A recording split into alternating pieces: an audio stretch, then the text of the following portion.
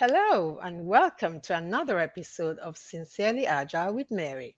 Now, if you're joining us for the first time, this is the podcast where we want to learn, unlearn, and relearn, make change agents of ourselves, and it definitely is a place where we want to be awesome and wholesome together. My name is Mary Lanio. I am an enterprise agile coach, and as always, I am your host. Now, today we're looking at inversity, diversity done differently. Now, if you're a regular on this platform, you know that diversity is a recurring theme on this platform. And today, who better to talk to us about inversity than the person who actually created inversity? So we have Karith Foster joining us today. Hello, Karith. Hello, Mary. Hello, How are Mary's you? wonderful audience. I am How are so you? well. Thank you for having me. It's such a pleasure to have you on Sincerely Agile with Mary. Now, on this platform, for us, diversity is a recurring theme. So when Femi Odelusi said, you need to get in touch with Carrie, I was like, yes. And when you responded, I was like, yes, we need to do this. So thank you so much for honoring our invite. Now, you are an engagement specialist and the creator of the groundbreaking university methodology. And we really want to bring what this is all about to our audience because this is a much needed conversation. Now, Carrie, I can see some people joining us already. I like to carry our audience along.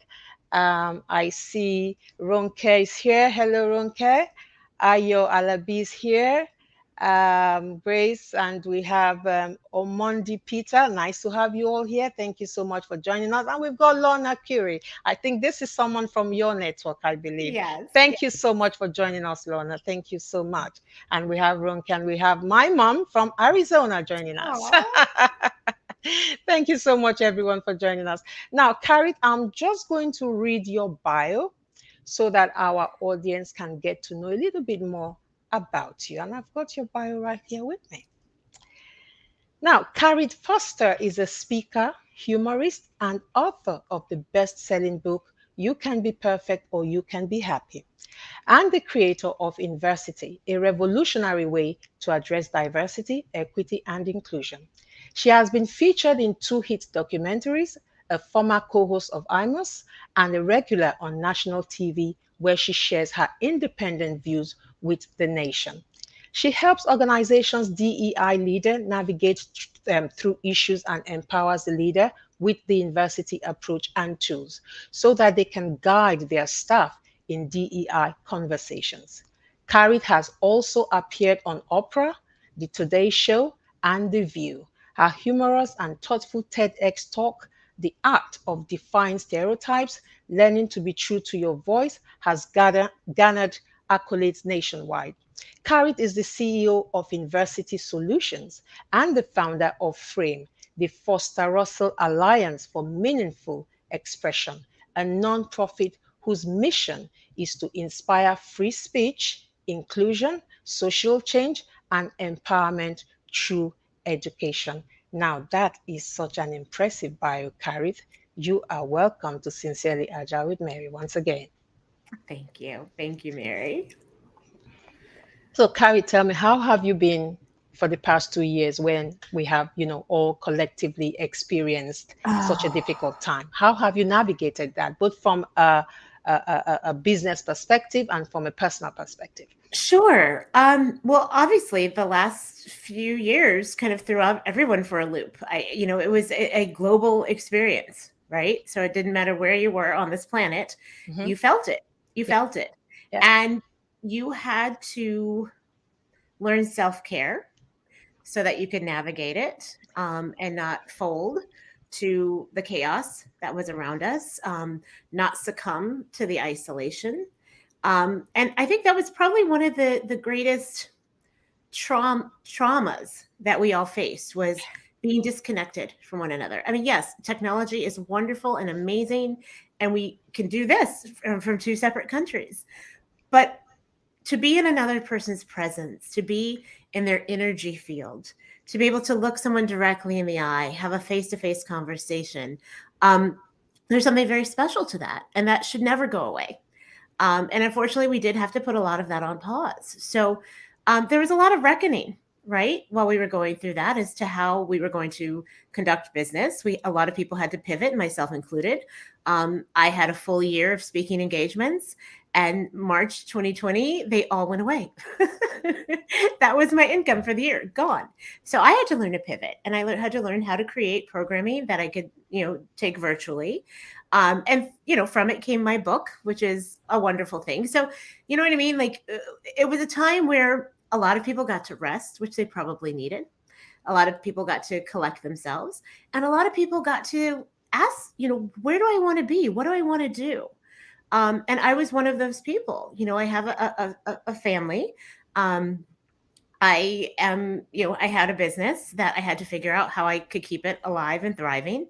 And so, that word pivot was, the quintessential word of It 2020. was. But that's what we did. That's what we did. And then, of course, we had the George Floyd murder that was literally seen and heard around the world. And that changed everyone's perspective on what was really happening with racism, not just in America, but around the world. How are we addressing it? Are we paying lip service to it? Are we even acknowledging it? And that set a lot of people into a tailspin, especially the people who um, it wasn't part of their purview before. The analogy I really like to give, there's a wonderful movie. It's kind of a documentary. It's not quite a full-on documentary, but it's about quantum physics, and it's called What the Bleep Do We Know? Hmm. And there's a scene in this movie where they talk about how people can conceptualize something. And if it's never been part of anything that they've ever, been introduced to before, it's very, very challenging. And so the example they used was when Christopher Columbus landed in the Americas and the islands, and the indigenous people couldn't see the ships. Like, they saw people coming out of the water, but they couldn't see the ships. They'd never seen anything that grand before. So it was completely beyond their comprehension.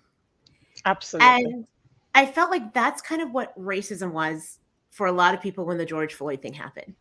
A lot of people, like, it was like, oh, then they saw the ships. Now, some of us were like, look, we've been telling you about these ships. Some of us came over on these ships. And so people went into freak out mode. And the panic caused a lot of disruption where there could have been healing, and there was some healing. But for a lot of people who it was a new awareness for them, they didn't know what to do. So Absolutely. either they shut down, or they kind of just acted it was a very impromptu action that wasn't Mm-hmm. fully thought out. Mm-hmm. And the reason I came up with even the term inversity is because while I do believe that people who want diversity in their environments, in their world, and they're very well meaning with it, the problem is when we talk about diversity and we do it the way that it's been done, we're actually just dividing people up into groups. You're in this category, you're in that category, you're over here. How does that really bring people together? I mean, hello, the root of the word diversity is div, divide, division. And we're shocked that things aren't changing or getting better when this is the way we've been going about this. So Absolutely. with inversity, the idea is still acknowledging, Mm-hmm. honoring, respecting all of the elements that make us who we are, our background, our heritage, our thoughts and our ideas, expanding it Mm-hmm. to that Mm-hmm. diversity of thoughts and ideas, and shifting the focus from what separates and divides us to what do we have in common? How In can we be, common, humanity in common, hello, first and hello? foremost. How can we be truly inclusive of one another? Yeah. But most importantly and most powerfully, how can we be introspective? Hmm. Meaning understanding your own value and worth so that you can then see it in someone else. We've been trying to Absolutely. work from the outside in this whole Mm-hmm. time. Mm-hmm. And that's not going to work. I mean, yeah, you might, get somebody to be like, oh, yeah, didn't think about it that way. But when you make it personal, when you make it internal, when people are like, oh, yeah, this is how I felt when I wasn't included. This is how I Absolutely. felt when I wasn't part of the conversation. Mm-hmm. I don't want to do that to someone But else. somebody else. Hmm. Karith, you have just almost answered my very first question to you. And what I've picked out from, what you've said already is that sometimes people don't even know what it is that they need to do. That's And that right. is why we're having this conversation. And when we say people don't even know what it is that they need to do, it's both in our, spaces at work and in society at large, So, how do we get deeper into this conversation? More importantly, into the action. Because, like Sure. you said, we have been doing it from the outside in. There's been a lot of lip service paid to diversity and inclusion. You go into a lot of organizations, you can see different people, but hey, are they included? Do they have a say in how things are done? So tell us more on that, Karith. Can you tell us how, the inception and concept of Sure. Inversity, which you have Sure. started already anyway? Well, I'm going to use two words that Yeah. we don't typically utilize when we're having a conversation around business, especially corporate America. But those two words are love and grace. Hmm. And a lot of people conflate love with a romantic love. That's not the only love. Like I wish we could kind of adopt what the Greeks do. Like the Greeks have 14 words for the word love because they're 14 different ways. There's the romantic love, there's familial love, but there is love of humanity as well, love of mankind, um, love of, knowing that again, we are really part of this whole cog making it work together, Yeah. and grace. And the reason I like the word grace is because this is a very challenging topic. It's a very personal topic for everybody involved, regardless of who you are, what side you feel like you belong on, or have been told you're supposed to be on. And if we can bring grace and love into these conversations, Hmm. it will change the dynamic of everything. Right. And I say this because, again, it is so personal that a lot of people either find themselves on the offense or the defense, right? Whether they've been the chosen representative of a group and they're supposed to be the spokesperson for everyone, which is completely unfair, or they're being vilified for not knowing what that experience is like, because why would they? You don't know what you don't know. You If don't. you don't have someone in your family who has a disability, or you yourself don't, you're not cognizant to the needs of someone who would need to get into a certain bathroom or a certain building, right? So are you evil and bad for not knowing that? No. And it's the same thing that should be applicable to people not understanding the needs of other people who have faced certain discriminations or disadvantages. And so the idea is, with love and grace, you bring them into the fold so that they can become an actual ally, as opposed to being told, oh, well, you don't belong in this conversation. No, those are the people you want to enroll the most. Exactly. Exactly. Interesting. We have more people joining us. If you have any questions, please drop it in the chat for Karith. She'll be answering your questions if you have any. Next question: the journey from diversity to university. What has that been like for you? Because obviously you're a consultant, you speak about these things, you're also a comedian, you make people laugh. What has the diversity to university journey, what has that been like for you so far, going into organizations, trying to put the word out there? Sure. So I appreciate that you brought up my background. I actually jokingly refer to myself as a recovered journalist because that's what I got my degree in. And immediately I moved to New York City to work for a television show that Barbara Walters, the queen of news and media, was producing. And so I got that experience under my chops. And while I was there, I found stand-up comedy, or rather, it found Mm. me. And that became another incredible vehicle for what I now am so grateful for, because I feel that it really instilled the skills that I have now as a master communicator. Because the number one rule in comedy is, well, it's, of course, be funny, but it's know your audience. Right. And you have to know your audience if you're going to convey an idea, especially an idea that you want them to react to and respond to immediately, like laughter. And so traveling from Washington State to Washington, D.C. within the United States, even traveling to other countries around the world and performing stand up, really helped me hone those skills and becoming a master communicator. And that has been critical in this line of work. Again, when we're talking about something as taboo, sometimes as diversity, equity, and inclusion. Hmm. And so, I was not looking to go into the DEI space. I was kind of, again, the universe said, this is the direction you're going. I was asked to join a national radio and television show where the former host, he's now deceased, but his name was Don Imus. And he got in trouble in 2007 for a comment that was just beyond reproach. He called a group of young women who were mostly black from a basketball team, a college basketball team, nappy headed hoes. Now, there were so many elements to this story. I remember watching it when it happened live because I saw it from multiple perspectives. I saw it from the perspective of a comedian, of someone trying to riff and do stuff off the cuff and be funny and not have a, like when you're a comic, you do open mics, you practice, you know what lands and what doesn't, right? And, or there's the terminology called riffing, where you're just like, again, off the cuff, you just, whatever comes to your mind, you say it. Yeah. Now, if you go back and listen to the video, he was actually parroting his producer. I'm not excusing him for what he said. He's a grown man. He's responsible for everything that comes out of his mouth. But he did not know what he was saying. Like, he didn't understand the lingo. He was a 70-something-year-old rich white guy who had 3 friends, let alone, and none of them were black. Like, he didn't know what he was saying. Now, I also saw it from the perspective of a black woman. It was like, oh, no. Absolutely. That's not acceptable at all. And the fact that these young women were thrust into a spotlight because it was like the perfect combination of the really awful thing to say, slow news day, so it blew up. So they became the target of people in the public being jerks, showing up at games with signs, T-shirts, calling them nappy-headed. Like, it was horrible. It was horrible. Must have been, yeah. And he did end up getting fired from both the radio and television station that he was on. But 3 months later, another network wanted to pick him up. And I don't know if it was him or someone in his camp that said, look, if you want to do this again, you better diversify your staff. So I get the call saying, hey, you interested in a radio TV opportunity? As a comic, I'm like, yeah, of course. Oh, by the way, it's with this guy. And I'm like, oh, Jesus, are you serious? Like, this is the dilemma I have to face. Do I join forces with one of the most reviled men in media? I'm not allowed to be friendly. Or, sorry, that was my computer. I said the word serious. Sorry. So do I join forces with one of the most reviled men in media?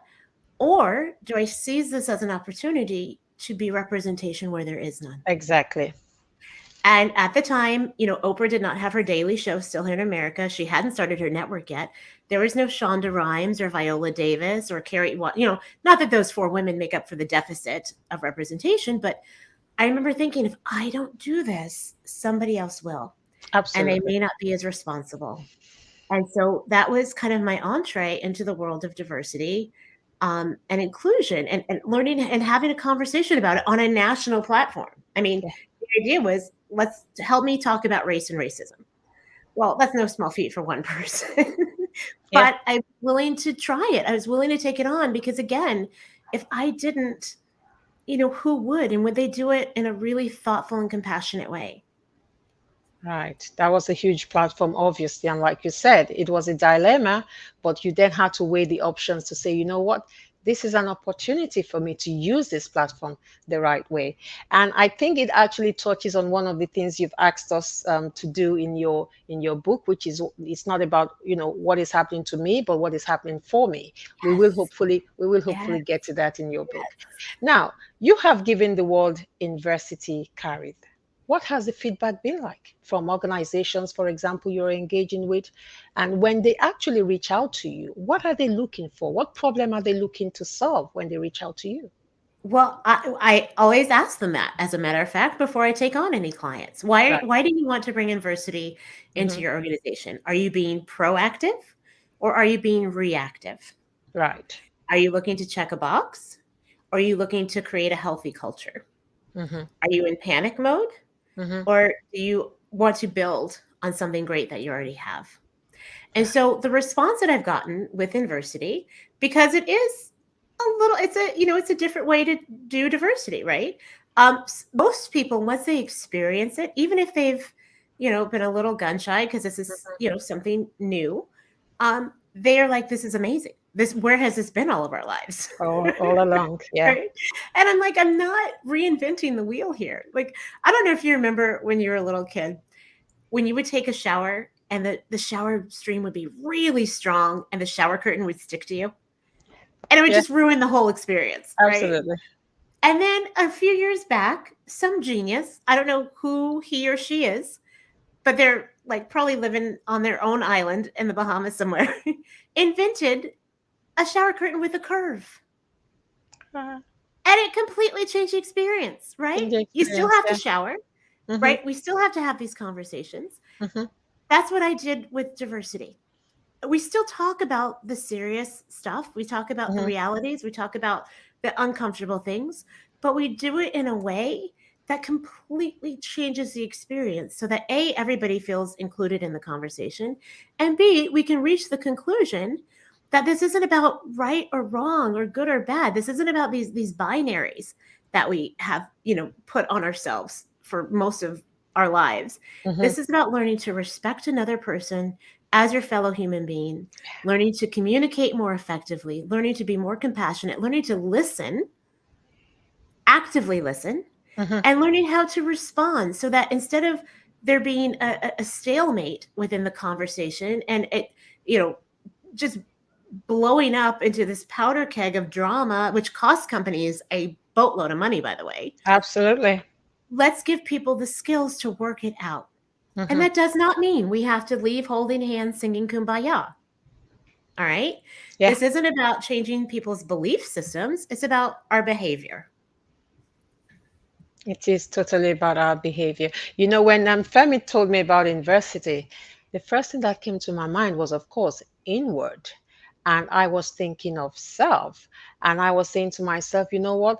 This is about bringing the focus back to us as well and asking the difficult question of what am I supposed to be doing with this? Right? What role do I play? What do I need to know? What do I need to go find out? How do I show up in those spaces, knowing fully well that I'm not adding to the problem? I'm not, I'm rather showing up in those spaces to be part of the solution, not part of the problem. So Yes, it's a yes, really very powerful word, and it's a call to action, to be honest, because for so long we've paid lip service to diversity, equity, and inclusion in all the spaces out there.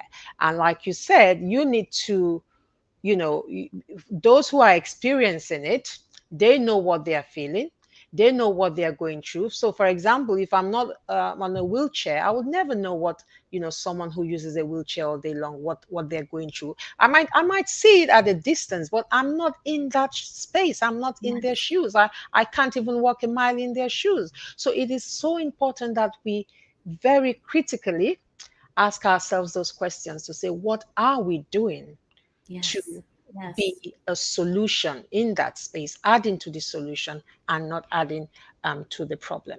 Now, And that's challenging. I just want to add it that is. that can Yeah, be challenging because yeah, it's uncomfortable. And as it is. human beings, we Mm-hmm, do not like to be uncomfortable. But here's the thing, mm-hmm. discomfort is temporary. Absolutely. I It's like that. temporary.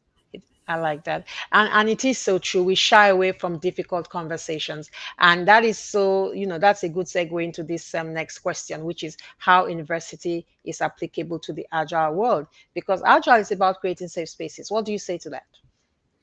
Um, I here's the thing. I'm not going to say I have a problem with the term safe spaces, but Mm-hmm. here in America, we use that a lot Okay. with regard to like where college students have a Mm-hmm. space of just, their collective group of people Mm-hmm.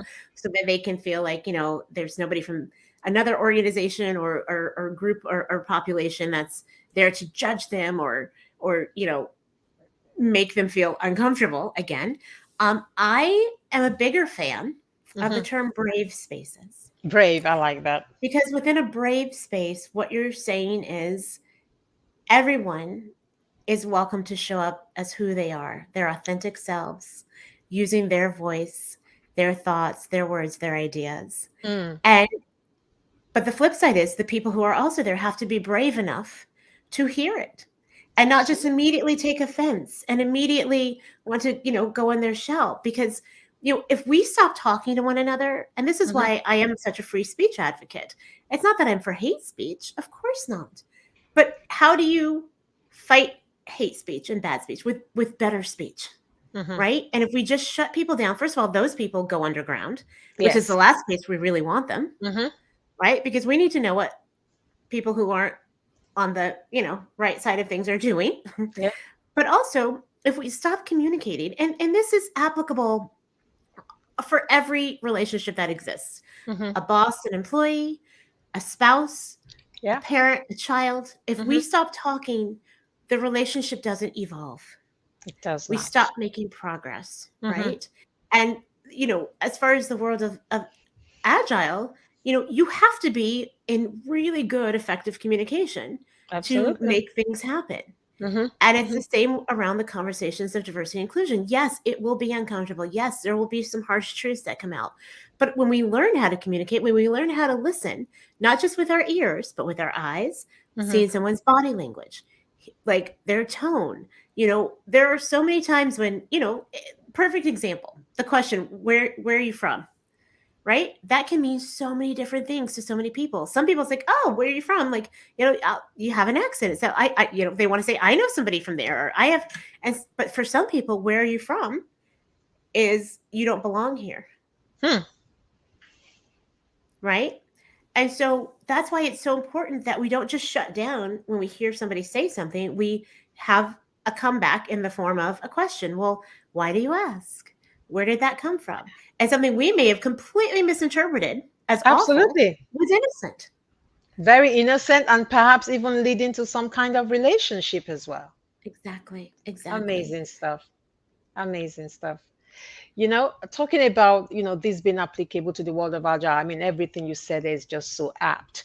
And if we look back at organizations that did not innovate, it is simply because, like you said, they did not create, whether you want to call it safe spaces or brave spaces. Okay. And they found themselves at the back of the banner today. It's that simple, to be honest.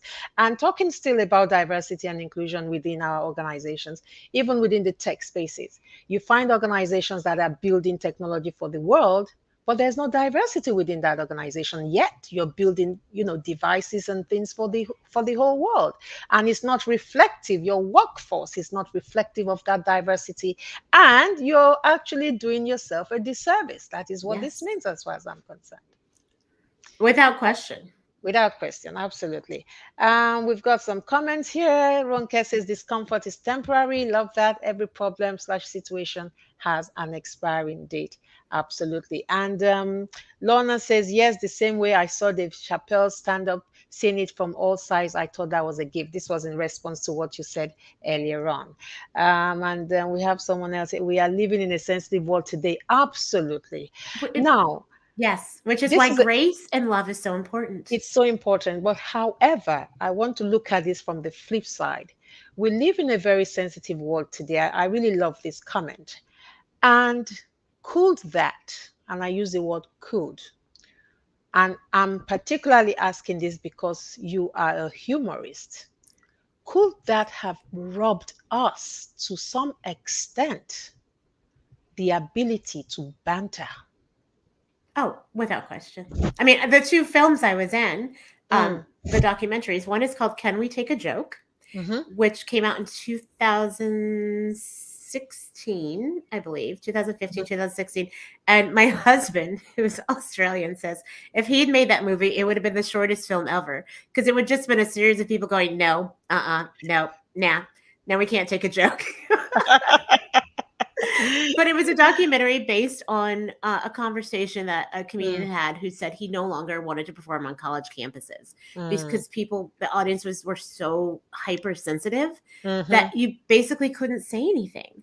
And as a comic, that is our job, is to, find the line, Mm-hmm. cross it a little bit, but Yeah. use humor. And this is what I think for me is very disappointing in this new age of hypersensitivity is that most comics, like the comics worth their salt, Mm-hmm. right?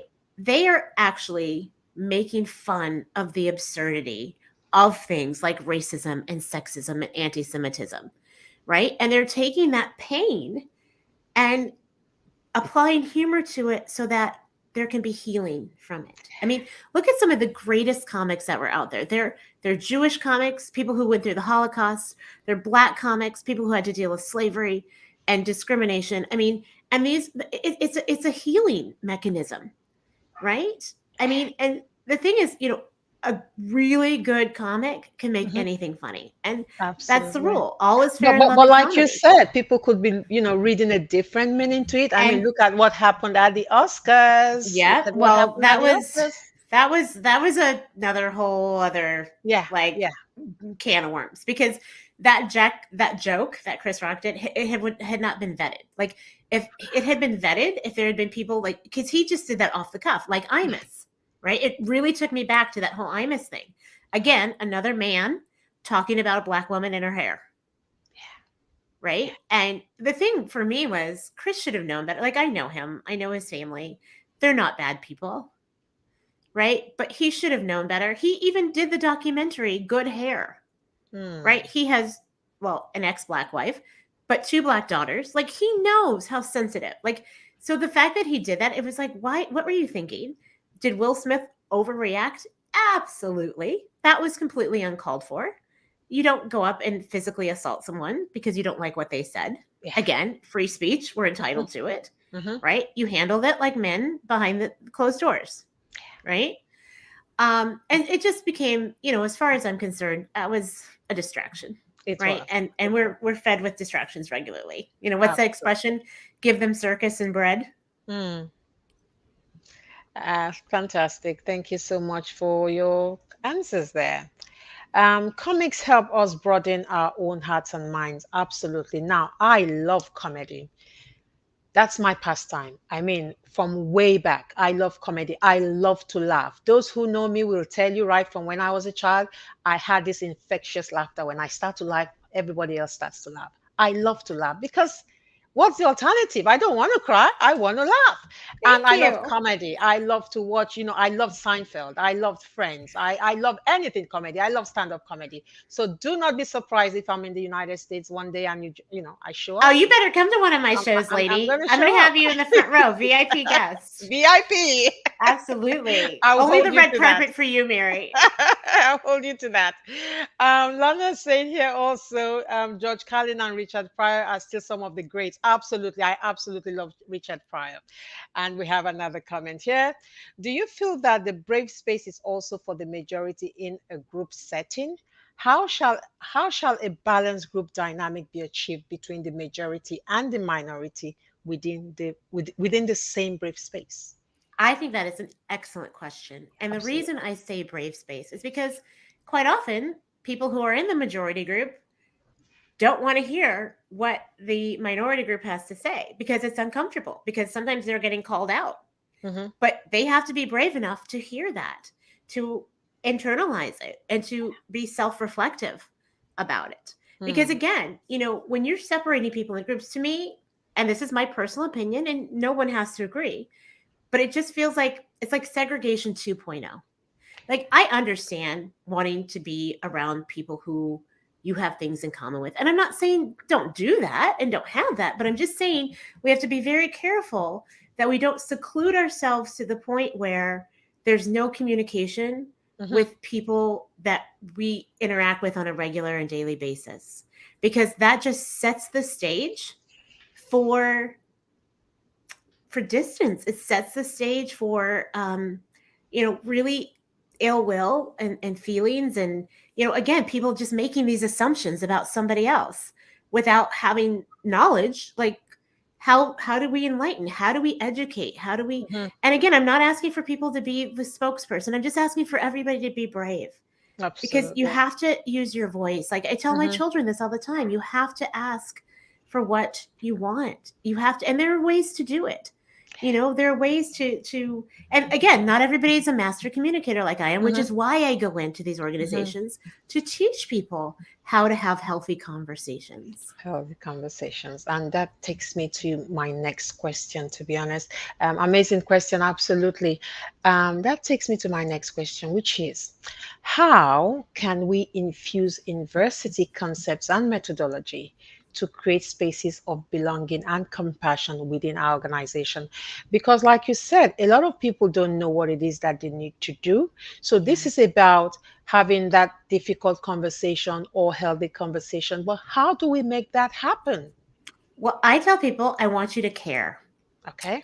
Well, CARE is an acronym for conscious empathy. Not to be confused with sympathy. Sympathy is, when you feel bad for someone, oh, what a shame. Empathy is when you put yourself in their shoes. Conscious empathy is empathy on steroids. Okay. This calls for stepping out of your comfort zone. This calls for asking at least 2 questions. What is it like for them? And how might that feel? What is it like to be someone who has to pray 5 times a day and may not have a space to do that? To do that. What is it like to be someone who speaks English as a second language?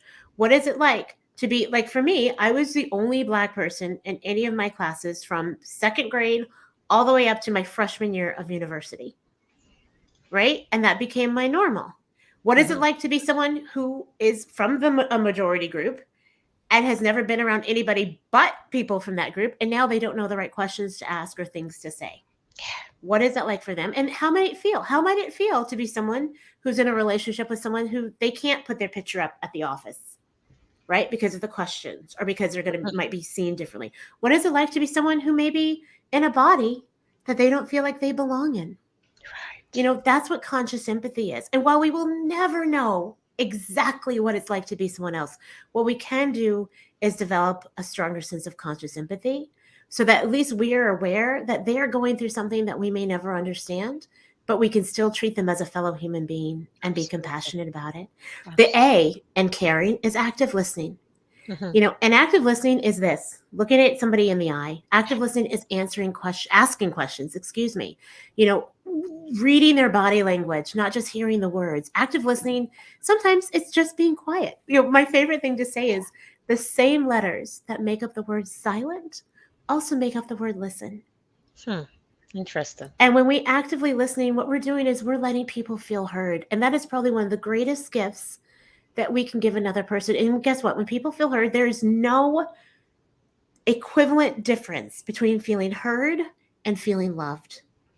And when you feel heard and you feel loved, you feel valued. And guess what? Valued people add value. Absolutely. I like that. So after active listening comes responsible reactions. And again, this is not easy work. Like, this is challenging stuff because we have to practice it, right? It's like going to the gym and working that muscle. It is very easy, as the commenter said, like, we are in a very sensitive time and space right now. And it's quite easy to hear someone say something, make a joke, make a quip, make a comment, and immediately rush to the side of, oh, I'm offended. Okay, well, let's think about this. Was what they said offensive, really? Or are we being hypersensitive because we're applying it to us when maybe it wasn't even meant for us or anybody else? Maybe it was someone who needed to be enlightened. Maybe it was an off-the-cuff remark. But dig deeper. Don't just go into the bucket of offense and not work it out. And that's what I say when you have to be brave. You have to be brave enough to say, okay, let's get to the bottom of this before it does fester, right? And we know what happens when we don't address something immediately, right? And then the E stands for environmental awareness. And, just being aware of, I used the terminology earlier. It's a cute quote, birds of a feather flock together. Well, we do this because it's part of being a human being, right? Like, it's survival instincts. This goes back to when we were cave people. Like, we gravitate to what we know. But in the world that we live in now, that prism of normal that I shared with you, it has to shift. And it will shift. And you have to decide if you're going to shift with it. Yeah. Amazing comments here. And your dear friend Femi Odelusi is here Hi, with us today Femi. now. And happy birthday, by the way, Femi. Right. Ronke says valued people add value. Absolutely. And what we have a question here. What is it like? And two, how may it feel? Those are the two questions. Absolutely. These are questions to build an empathetic framework within any relationship. Absolutely. What is it like? And how might that feel? Because we are not the one feeling it, and we can only find out by asking those questions. Environmental awareness, absolutely. Global listening and all of that. I really needed to hear this show slash information slash inspiration day. Thank you very much, Lorna. Thanks to both of us. Thank you for being here as well. And Femi saying thank you there as well. So let's go back to some more questions. Okay, I like this one. You are obviously very interested in social change and you're trying to also do this through education. How is that going? Well, like everything, it has its challenges because, we are kind of in a day and age where people live in this very binary world. It's either right or wrong, good or Mhm. bad, and there's not a lot of room for gray.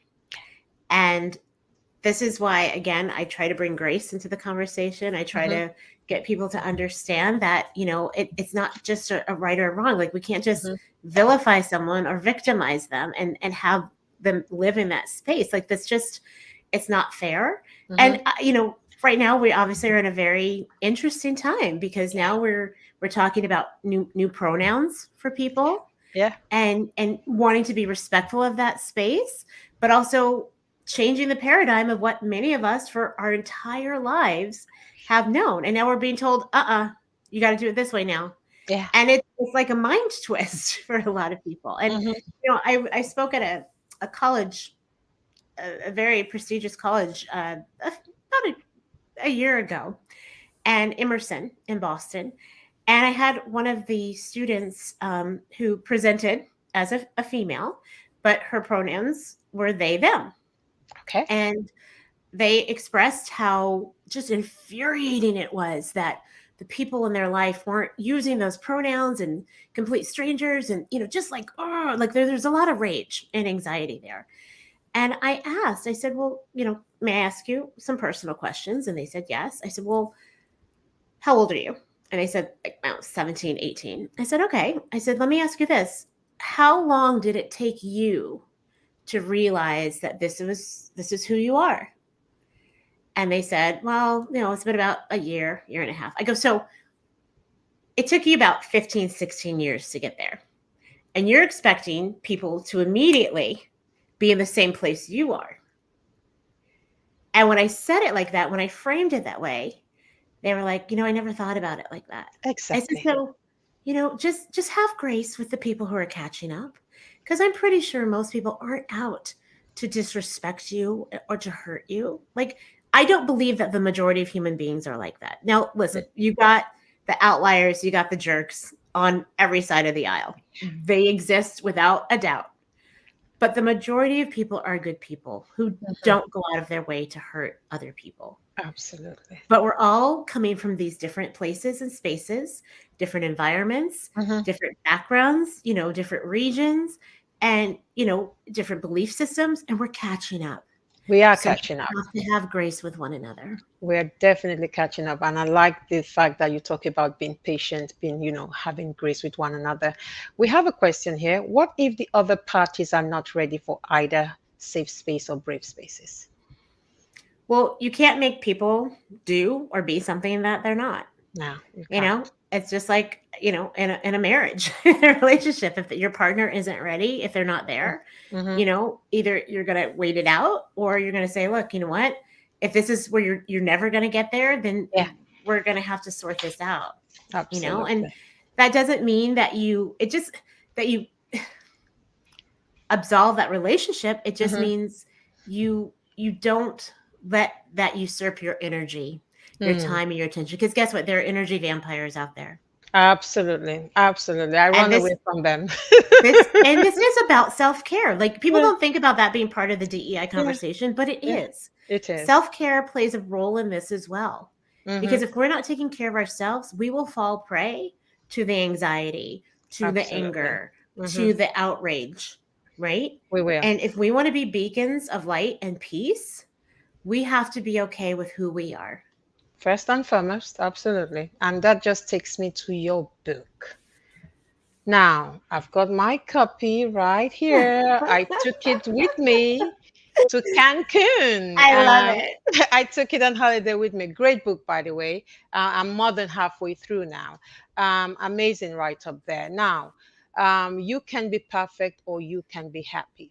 And you've just sort of explained it already, saying that, you know what, we have, that self care is important and we can't be perfect. We all know that. It's like chasing the wind if you're trying to be perfect. Now, this is a post pandemic book. You wrote this Yes. book during the pandemic. Yes. One of the great benefits of the pandemic, right? Because we were all thinking of what else to do. I mean, I started this show during the pandemic. I finished my MBA during the pandemic. I did a whole lot of stuff during the pandemic. So I'm really happy you were able to come up with this during the pandemic. Now, another thing I love about this book is the fact that it is themed around the acronym BASICS. Now, it seems seems like you have a theme for acronyms because you I just gave us do. care. I do. You do, don't I you? like to No, keep it simple, right? Like keep it it's simple. lovely. Let it It's be lovely. something everybody can grasp. It is lovely. Now, the theme around basics, what I love about the acronym is when I think about the pandemic, is the fact that the pandemic took us back to basics essentially. The pandemic took us back to basics, reminded us of the things that are important, helped us, should I say helped us or compelled us to slow down? Listen, lady, you were Yeah. preaching, preaching, preaching. I love that you said it wasn't, the pandemic wasn't a complete loss. One of my jokes is that, my family did okay. My children got COVID gerbils. Hmm. We got new pets. My husband got a COVID mountain bike. I got 23 pounds and a slight day drinking problem. So everybody won. Everybody won one way or the other. That's for sure. That's for sure. I Uh, kid. I kid. and it allowed us to really slow down, focus on what's important, recalibrate ourselves, and just think of what else one could be doing. And Yes. also, we now have the great resignation, right? Where people are Yes. saying, you know what, Yes. I really don't have to work, 12 hours a day, spending 4 hours in traffic, and being in the office for 8 hours every day. Today, if a piece of engagement is not hybrid, I'm not taking it. I am not taking it. I cannot go back to what it was for me. I was away Yes. from my family. I traveled a lot as well. And the moment I stopped traveling, I was like, Yeah. that Yeah. was a lot of traveling, That but you happened for just a lot never of knew that people. because you were just in it and you were just doing it. We didn't know I, any better. and I appreciate so much what you said about, people know like there's no such thing as perfect. Yeah, they know that, but that doesn't keep them from trying to attain it. And so that was Absolutely. part of why I wrote this book was, Hmm. you know, of course, strive for excellence. Do Hmm. strive to be the best you can do, but perfection is a lie. Like, It is a spoiler lot. alert for the book, perfection's a lie. It is But a lot. happiness is a choice. Now, here's the Absolutely. thing about happiness. This is a caveat. Hmm. It's not a constant. Hmm. And people need to understand that as well. You are not supposed to be happy all the time. Otherwise, how would you know when you really were happy? And Exactly. B, if you're happy all the time, like something's not right. Like you're on some kind of medication and You're I on want your something. doctor's number. Like, no, but in all seriousness, like Mm. it's, life is the highs and lows, right? Life is Absolutely. like watching an EKG, the heartbeat, Yeah. literally Yeah. up, and you Yeah. get good times and you get some Hmm. bad times. But again, they're both temporary. So when you are in the highs, you enjoy the Hmm. heck out of it. And Hmm. when you're in the lows, you understand this is a time to recalibrate. This Hmm. is a time to reassess things. This isn't a time to give Absolutely. up the ghost. Not This at is a all. time to, reevaluate where I am. And it's a temporary space It because I'm is. going to go back up again. The only time, Absolutely. just like an EKG, like a heart monitor, we are in trouble is when we got that line doing this, Absolutely. right? Like Absolutely. that's when we're in trouble. Hmm. So the fact that there is nothing permanent but death Hmm. should give everybody hope and inspiration Absolutely. that, you can, it's something you can get through. And the book helps us, just understand that and go through that. And coming back to basics, the B is about the being, the A about asking, the S about stopping stuff, the I about initiating or ignoring, the C about celebrating, and the S about smiling, about saying no or saying yes. I absolutely love it. And I'm just going to highlight one of the things I really like about what you've just said. You talked about how being happy doesn't mean you're always high. I mean, if you're high, then perhaps there's something else you're up to, right? If you're happy all the time. And it is about asking, okay? Yes. About and that is coming under the A.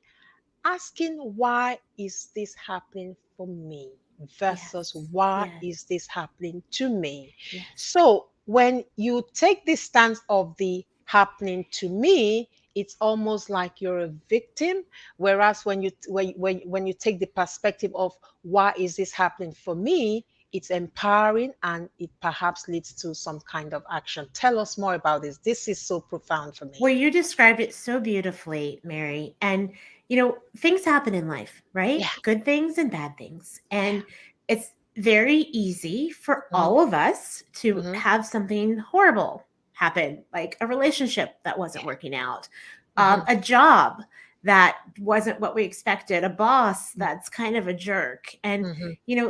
these various situations, Mm-hmm. missing an airplane, being late to, like, all these little things. You're like, oh my god, why did this happen to me, right?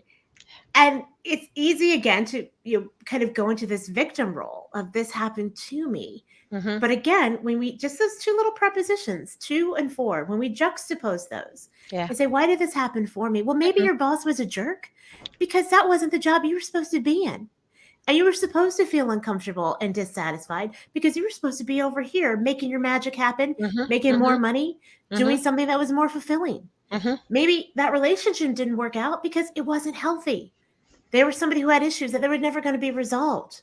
Right now, Absolutely. I never want anyone to interpret my saying, why did this happen for me, Mm-hmm.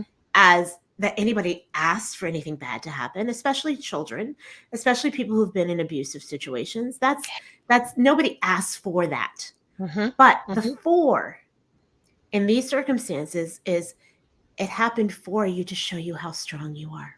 It Absolutely. happened for you to show you that you didn't deserve that. You deserve much better, and you're not going to stand for that anymore, and you're not going to get back in that cycle. Mm-hmm. You're going to break that cycle. That's why it Absolutely. happened for you. That is why it happened for you. That is why it happened for you. Amazing. Now, if you are now still talking about asking, and this is so important to me, and I'm highlighting it because I also know it's important to a lot of people. And honestly, you want to get the book. It's a great book. You need to invest in this. It's a great book. It's done me a lot of good. And as I was reading through the book, I was laughing sometimes because for me, you validated some of the issues I've had, some of the things I've done wrong. I mean, I'm a middle-aged woman, right? So I have seen life, like we say in my country, Nigeria, right? So there are a lot of things today that I wish I knew 30 years ago, 25 years ago. You know how we say, if I knew then what I know now, Oh, oh right? yeah, yeah. And youth is wasted on the young, right? you know, and that is what we're trying to also achieve on this platform. Learn, unlearn, and relearn. Help the younger ones do better, Yes, much yes, faster. yes. Do better, much faster. Yes, that's why I wrote the book. I'll be honest. I mean, I wish Absolutely. somebody had given me that book 20 years ago. Exactly. Do better much faster. Please get the book, share it with your young ones, share it with your friend, use it as a birthday gift to a friend or whatever. Now, if you are bold enough to ask, there is a power, a source bold enough to grant it. Now, you are a woman of faith, Yes. Karith, and I see that coming through. You took us to church sometimes in your book. And I see that coming through in your book. And when I read this, I just remembered, Hebrews 11:1. Faith, about the definition of faith, what you Yeah. haven't seen, but what you hope Yeah. for. And this is so powerful. I tell you, Karith, in the last few years that I have come to really understand the power of asking, I have done so much better. So much better. And sometimes we think it's just asking someone else. Mm-hmm. Sometimes it is asking yourself. That is the Mm-hmm. real message there for That me. is so profound. That is so beautiful, Mary. And yes, I am. I am a person of faith. I Yeah. I I believe in God. I believe in source. I don't think we all have to call it the same thing, but I think, one of the mistakes, and I rarely use the word mistake, but Hmm. one of the mistakes that we make is thinking that we're separate from God. And I think the organized religion just set us up for that. Hmm. We're not. We are connected. We are connected. Whatever you want Hmm. to call it, God, Yeah. source, we are connected. And Hmm. so this idea that we can't get what we want, so why bother asking? Like Hmm. that's absurd. Like, we were put on this earth to live fruitful, incredible lives, to have amazing experiences. And maybe we weren't taught that. We were never told that. And Hmm. so if I can open that door for you and that window so that you can be like, wait a second, all I have to do is ask. Yeah, Yeah. that's all you have to Yeah. do. That's all you have to do. That's all you That's all have you to have do, to do. because the world literally is your oyster. You are Mm, connected mm, to the entity, to the energy that created all of mm, this. mm. And it's ours. It's Yeah, ours for the absolutely. asking. You just have to You ask. just have to ask. What I find is some of us are so much in that giving space, and which is where I think I was in for so long. I gave and gave and gave until I could perhaps give no more. But I wasn't always. quick to ask for help. Mm-hmm. I wasn't in that space for a very long time. It's only recently I started to, say I can ask for help. I don't have to suffer in silence. I don't have to, do this on my own. There is somebody out there who has perhaps done this before, and you are much more successful by asking. And another thing is, I suddenly say to myself, it's either yes or no, right? It's either this person would say yes or this person would say no. It's no more than that. So we're encouraging you today to be courageous and ask. Can I just add Yeah. something to that Yes, asking? please. Because Yes. I feel like that's a symptom of, like, especially type A personalities, like people Hmm. like us who make things happen, and Hmm. you do it. And the idea of asking for help for so many people, we interpret that as a sign of weakness, Which it isn't. right? Because we're the givers. We do things for people. We don't need help. We got this. No, no, no, no, no, no, no, no, no. We've got to change that narrative immediately, Absolutely. right now, right away. Because guess what? You know Absolutely. who asked for help? Companies, right? That's why venture capitalists exist. That's why grocery Exactly. stores exist. Does everybody on this call grow and make their own food? No, we go We to a get grocery help. store because we need help. We Absolutely. have accountants because we can't always do all our own taxes. We need help We with that. go to schools because we need education. Like, we're asking for help. We don't think about it in those terms. We We don't don't. think about it that way. So, what's wrong with asking for help in other areas of your life? Absolutely. Absolutely nothing. Hmm. Absolutely nothing. Hmm. Hmm. So change the way we think about asking for help, because what We you're need to saying get is, I comfortable. want to improve myself. I want to be a better person. Hmm. And 9 times, if not 10 times out of 10, most people will gladly help you. Absolutely. Absolutely. Oh, we are coming to the hour very, shortly in another 4 minutes. Now, what would you want our audience? I'm sure there's already a lot of takeaways, but what's the one thing you would want our audience to take away from this conversation? The biggest takeaway I want from this conversation is, I want people to understand just how incredible they are. The fact that we exist, the fact that Mhm. we are here on this planet sharing this space, means we have a purpose. And that may not always be evident right out of the gate, Mhm. but it's real. It's Yes. real. I mean, I'm not going to go into biology, but do you know, like, the odds of that one sperm finding that egg and making you? You know what I mean? Like, that's magical. Absolutely. We're Magical magical. indeed. We are Magical. magical, and we forget that. We We forget forget. that. We We get bogged forget. down with the stress and the work and the kids and the Mm, numbers and the traffic but mm. we are magical, and I don't want you to forget that. Thank you so much, Karith. And please connect with Karith on LinkedIn. And here is her website as well, inversitysolutions.com. If you need help with, having the difficult conversations about diversity, you need a new approach on how to actually have that conversation differently, you want to get in touch with Karith. And next week we have Funto Akimbisane joining us, and we're going to be talking about embracing a product mindset, because within our organizations today, it's all about products, products, products. And she will be joining us. Karith, I cannot thank you enough for your time investment here today with me. It has been an amazing conversation. Thank you. Thank you so much. And we've had, an amazing audience with all their comments. I cannot thank you enough, everyone. Thank you for being here. And we will see you again, same time, same place next week. And I think we have just one more comment from Lorna. Beautiful show. Oh, thank you so much, Lorna. And thank you for being here with us. Thank you so much. Now, Karith, she's a big voice in America, but she found it, good enough to be on our platform to talk about diversity and diversity and all of that. And we appreciate you for coming on our very small platform to have this amazing conversation. Thank you, thank you, thank you so Thank you much, for Karith. having me. And like I said, if I'm in the States, if I know of a show, I will show up because I Oh, do love comedy. I'm expecting you. I'm expecting you. Thank you so much, Carrie, and have a lovely evening. Bye bye, everybody. Bye bye.